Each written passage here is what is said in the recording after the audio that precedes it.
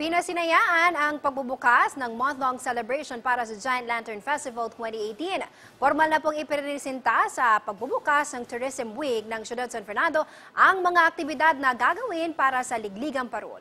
Narito ang report ni Arlo Quiermotas ngayon. Malapit na ang Pasko.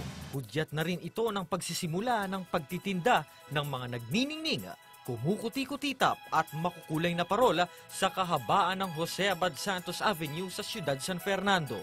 Dahil tinaguri ang Christmas capital ng Pilipinas ang Ciudad San Fernando, ang home of the Giant Lanterns, ngayong bare months na, magsisimula na rin ang paghahanda ng ating mga kabalen sa San Fernando upang simulan ang paghahanda para sa pinakaabangang Giant Lantern Festival o ang Ligligang Parul.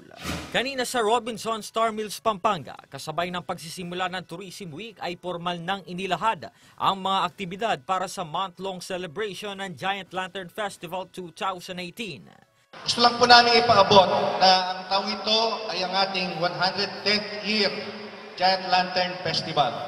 Kaya po, ang Ciudad San Fernando, kasama po ng Executive Committee ng Giant Lantern Festival, ay naghanda po ng maraming mga activities sa darating na Disyembre.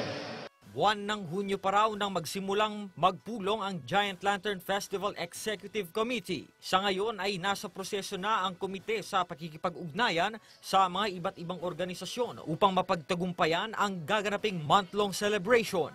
Kasama ang Giant Lantern Festival Celebration sa araw ng Sinukwan Festival at Pampanga Day sa buwan ng Disyembre hanggang sa unang linggo ng Enero 2019. Inihayag naman ni Ching Pangilinan, ang City Tourism Officer ng Ciudad San Fernando, ang kahalagahan ng Ligligang Parul sa lantern industry ng lungsod.